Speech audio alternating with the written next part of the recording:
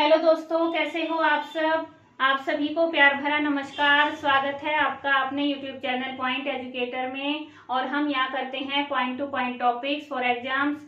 जो most important topic रहती हैं, थ्योरी रहती हैं सीडीपी की, वो भी करते हैं। Reasoning, maths, Hindi, English grammar, वो सारी वीडियोस भी आपको प्लेलिस्ट में मिल जाएंगी। ठीक है, तो आज हम करने वाले हैं जीन पियाजे की थ्योरी में।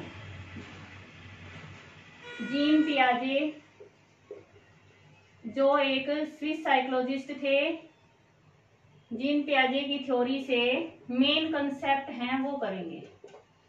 ठीक है, इसकी जो मैंने एक वीडियो डाल रखी है, उस बनाई है, वो है स्टेजेस के ऊपर। इसके जितनी स्टेज है थ्योरी की वो सब, और आज हम करेंगे इसके मेन कंसेप्ट। अब मेन कंसेप्ट में क्या समझते हैं कि कुछ ऐसे वर्ड हैं, टर्म हैं जो पियाजे ने ही यूज किए हैं, इसलिए इनकी थ्योरी से वो समझे जाते हैं और इनकी थ्योरी को समझने के लिए वो जरूरी भी है। सबसे पहला आता है अडेप्टेशन। अडेप्टेशन पियाजे के अनुसार अडेप्टेशन है, इसको हिंदी में कहते हैं समंजन। समंजन या फिर कहते हैं अनुकूलन। समंजन या अनुकूलन।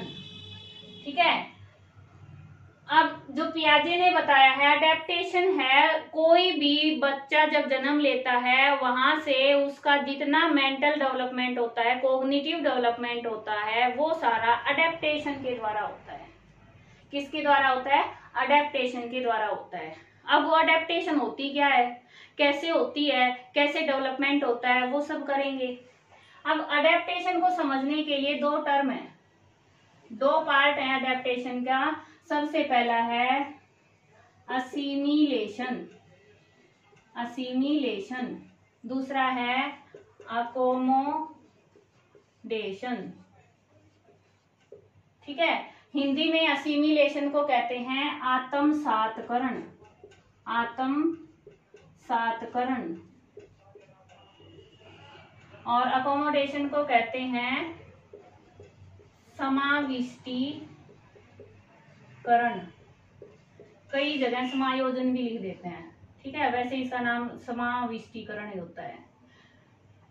इतना समझ आया। अब ये जो मोटे मोटे अक्षर है ना, इनको समझो क्या है। ये जो मोटे मोटे टर्म है, वर्ड दिए हैं भारी से, ये सभी ये दोनों के दोनों प्रोसेस हैं। ठीक है, जिसके द्वारा व्यक्ति का कॉग्निटिव डेवलपमेंट होता है। बच्चे से अडल्टहुड तक कॉग्निटिव डेवलपमेंट इन दो प्रोसेस के द्वारा होता है। अब ये प्रोसेस होती क्या है, कैसे होती हैं, वो देखो। असिमिलेशन का मतलब है जो पहले सीखा ज्ञान है, पूर्व ज्ञान में नया ज्ञान मिलता है। अभी समझाऊंगी मैं। प्री एग्जिस्टिंग नॉलेज प्लस में न्यू नॉलेज।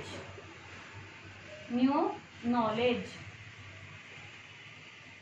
तो होती है assimilation. As it is. As it is. जैसे पहला ज्ञान है उसमें कुछ नया और अनुभव, ज्ञान या अनुभव ऐड हो जाए तो उसको कहते हैं असिमिलेशन, आत्मसातकरण।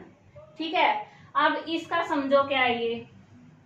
पूर्व ज्ञान या पूर्व अनुभव, अनुभव भी लिख सकते हैं, ज्ञान भी लिख सकते हैं, में नया ज्ञान या नया अनुभव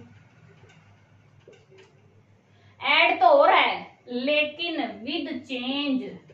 विद चेंज। चेंज के साथ ऐड होगा तो होगा अकोमोडेशन। क्या होगा? अकोमोडेशन। तो अकोमोडेशन से याद रखो मॉडिफिकेशन, मॉडिफाई करके, चेंज होके अगर हो रहा है तो अकोमोडेशन। असिमिलेशन, सिमी शामिल, सिमिलर, शामिल, एज इट इज या फिर एज से याद कर लो। एज इट इज शामिल हो रहा है, सम्मिलित हो रहा है पहले ज्ञान में या अनुभव में, तो असिमिलेशन। नया चेंज होके हो रहा है तो अकोमोडेशन। ये हो गई इसकी परिभाषा। ठीक है, अब इसको समझने के लिए एग्जाम्पल देखो, मैं बताती हूँ आपको कि मैं अपने बचपन की एक घटना बताती हूँ छोटी सी, उससे आपको क्लियर हो जाएगा। हम रिश्ते में थोड़ा सा, हमारा जो पापा हैं वो अपने बहन भाइयों में छोटे थे और बुआ है वो सबसे बड़ी थी। तो उनकी जो लड़कियां थी उनकी शादी हुई तो वो जिया जी हो गए। ठीक है, हम छोटे छोटे थे तो मम्मी कहती थी कोई भी घर में आए नमस्ते करो, विश करो। तो हम कहते हमें पता नहीं कैसे करना है। बोले अगर कोई बड़ा आ जाए तो उसको अंकल बोल दो और आ जाए तो आंटी बोल दो। बोले ठीक है भाई, लेडी आ जाए तो कोई। तो एक बार वो जिया जी आ गए, अब एज में तो बड़े थे, हम तो छोटे थे। बाहर आए, आते ही मैं बोली अंकल जी नमस्ते, तो वो एकदम से हंसने लग गए। हंसे तो मुझे ये लगा कि कुछ गलत कहा है मैंने, कुछ गलत हुआ है, पता नहीं कौन है। अंदर गई, भागी, मम्मी को बताया कि मम्मी ऐसे ऐसे कोई आए हैं, हाथ में फ्रूट है उनके, और वो मैंने उनको कहा अंकल जी नमस्ते, वो हंस रहे हैं और कुछ बोले नहीं। तो वो अंदर आए तो माँ ने बताया कि भाई ये तुम्हारे जिया जी हैं, अंकल नहीं लगते। अब इसका एग्जाम्पल क्यों दिया मैंने कि मुझे ये पता था कि जो बड़े हैं अंकल टाइप के जो दिखते हैं वो सारे ही अंकल हैं, लेकिन वहां मेरे नॉलेज में चेंज हुआ कि जरूरी नहीं वो सारे अंकल हों और रिश्ता भी हो सकता है। तो चेंज हुआ तो मेरे दिमाग में अकोमोडेशन हुआ। क्या हुआ? अकोमोडेशन। अब इसकी बात करें असिमिलेशन, मेनली क्या करते हैं, उदाहरण देते हैं कुत्ता बिल्ली का, मैं उसका नहीं दे रही आपको। एक बच्चे का उदाहरण लो। कोई बच्चा है, वो छोटा है, उसने अभी अभी बोलना स्टार्ट किया है, लोगों को पहचानना स्टार्ट किया है, उसके दादाजी हैं घर में। ठीक है, अब बच्चा डेली दादा के साथ रहता है, दादाजी के साथ रहता है, उसको ये परसेप्शन हो गया, उसको समझ आ गई कि थोड़े वाइट ग्रे हेयर हैं, कि थोड़ी झुर्रियां हैं, ऐसे दादाजी होते हैं। ठीक है, अब उनके घर में उनके परिवार के, उसके पापा के ताऊ या चाचा कोई भी आ गए हैं तो वो भी उनको दादाजी बोल रहा है, दादाजी नमस्ते। ठीक है भाई, तो वो दादा हुए। तो बच्चे ने सीखा कि इस टाइप के, उन्होंने पहले उनके उसके पास क्या नॉलेज थी कि इस टाइप के मेरे दादाजी हैं। नया ज्ञान क्या हुआ कि दादाजी की उम्र के उस तरह के दिखने वाले सारे दादाजी हैं, हुआ ना नया ज्ञान, तो असिमिलेशन हो गया।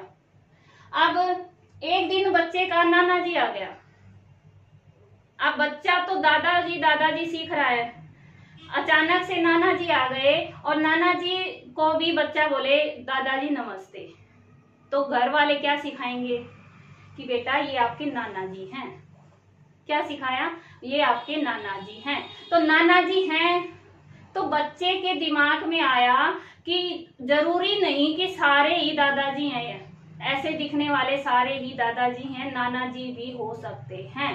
ठीक है, तो वहां चेंज हुआ, विद चेंज उसने सीखा नया ज्ञान। ठीक है, और वो क्या हुआ? अकोमोडेशन। उम्मीद है इससे अच्छा और आप नहीं समझ पाओगे, क्योंकि आपको ये पता है कि जो विकास है, कॉग्निटिव विकास है, वो धीरे धीरे अनुभव के आधार पर होता है। तो पहले से जो नॉलेज होती है उसमें कुछ ऐड होता चला जाता है, या तो वो सिंपल तरीके से ऐड होगा, एज इट इज ऐड हो जाएगा, जैसा है वैसा ही, उसमें और शामिल हो गया, या फिर उसमें चेंज होके ऐड होगा। दो ही तरीके से होते हैं। तो कॉग्निटिव डेवलपमेंट इन दो प्रोसेस पर ही निर्भर करता है। अडेप्टेशन इन दोनों का क्या है, ये लगा लो, अडेप्टेशन मेन है। तो ये इननेट होता है। क्या होता है? जन्मजात प्रवृत्ति है। पेपर में एक बार आया था ये। अडेप्टेशन है वो जन्मजात प्रवृत्ति है मनुष्य की, सीखना। और किससे सीखता है? अडेप्टेशन से सीखता है। अडेप्टेशन में दो शामिल हैं। अगर ऑप्शन में इनमें से नहीं हो और ऐसे पूछा जाए तो अडेप्टेशन लगाएंगे, और अगर अलग अलग पूछें तो इस तरह से बताएंगे। क्लियर हुआ? अब नेक्स्ट है हमारा इक्विलिब्रेशन। ठीक है, वो क्या होता है देखो। अब है इक्विलिब्रेशन, साम्य धारण। ये क्या होता है? ये सेल्फ रेगुलेटरी प्रोसेस है।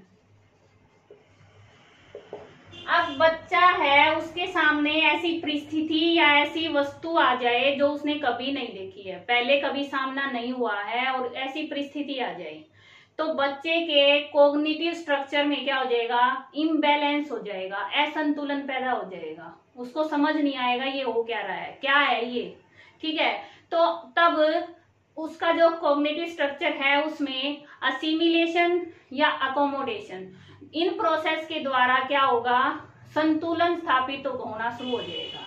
वो उससे मैच करेगा, या तो सेम लग रहा है तो असिमिलेशन होगा, उससे नया ज्ञान और मिलेगा, और चेंज के साथ होगा तो अकोमोडेशन से होगा। तो दो प्रोसेस से ही इक्विलिब्रेशन होता है, और वो नई और पुरानी नॉलेज में बैलेंस बन जाता है, ठीक है। क्या बन जाता है, बैलेंस बन जाता है, और इसी को कहते हैं इक्विलिब्रेशन, साम्य धारण, समानता आ जाती है। यानी ये सोच लो कि कॉग्निटिव स्ट्रक्चर में इम्बैलेंस पैदा हो जाए तो असिमिलेशन और अकोमोडेशन से उसमें बैलेंस आ जाता है। न्यू नॉलेज पुरानी नॉलेज में क्या होता है, बैलेंस स्थापित होना ही क्या कहलाता है, इक्विलिब्रेशन। याद रहेगा। अच्छा, एक वर्ड है स्कीम्स। स्कीम्स, स्कीम्स क्या होती हैं, ऑर्गेनाइज्ड पैटर्न ऑफ बिहेवियर। क्या होती हैं, organised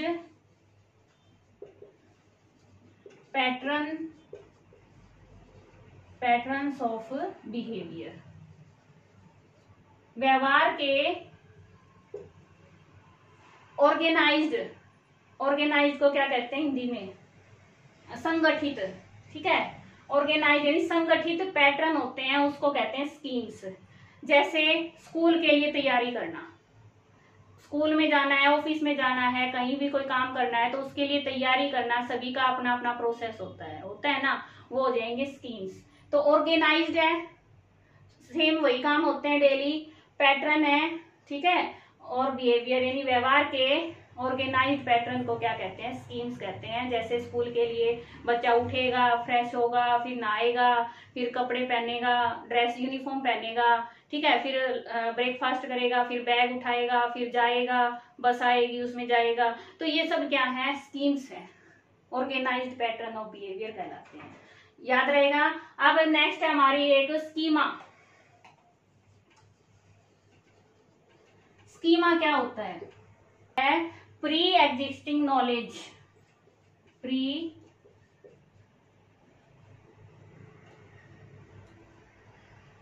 existing mindset.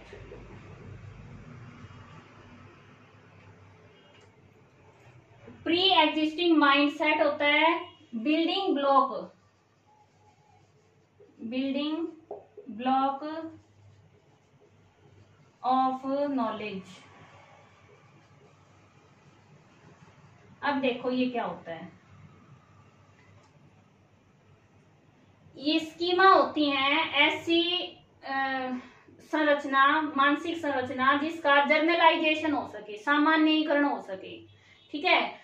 Pre existing होती हैं, ये सरल भी हो सकती हैं और डिफिकल्ट भी हो सकती, कठिन और सरल दोनों रूप में हो सकती हैं। कोई तो सरल स्कीमा होती हैं, इजी सी होती, सिंपल, और कोई कॉम्प्लेक्स भी होती हैं। और बिल्डिंग ब्लॉक ऑफ नॉलेज, अब एक घर है,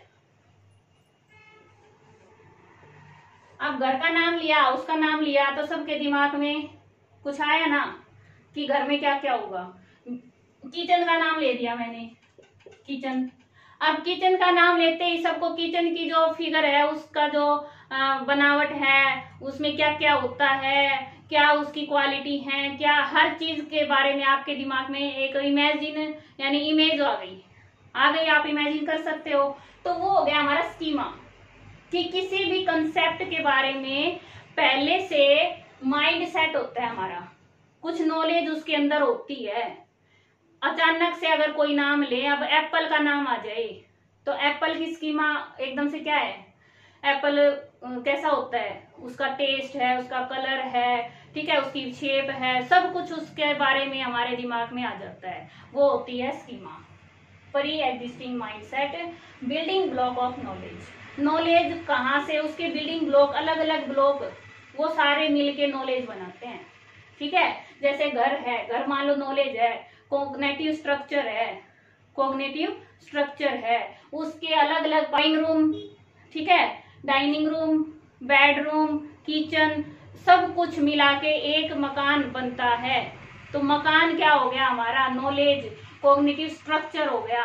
और कॉग्निटिव स्ट्रक्चर में ब्लॉक, जो ब्लॉक हैं, बिल्डिंग ब्लॉक हैं, वो क्या हो गए, स्कीमा हो गए। याद रखोगे। नेक्स्ट इसी में यही था कॉग्निटिव स्ट्रक्चर। तो set of mental ability, mental ability वो क्या होते हैं, कॉग्निटिव स्ट्रक्चर। जो भी हमारी मेंटल एबिलिटी है, जो भी हमारी मानसिक क्षमता है, उसका सेट, उसका एक सेट, वो क्या कहलाता है, कॉग्निटिव स्ट्रक्चर, संरचना। ठीक है, ब्रेन लगा लो, ब्रेन है, उसमें सब कुछ स्टोर है। ठीक है, तो वो सब क्या है हमारा, जो भी उसमें नॉलेज है, जितने भी स्कीमा हैं, सब मिलके क्या बनाते हैं, कॉग्निटिव स्ट्रक्चर बनाते हैं। अब कॉग्निटिव स्ट्रक्चर से एक नेक्स्ट टर्म आती है हमारी मेंटल ऑपरेशन।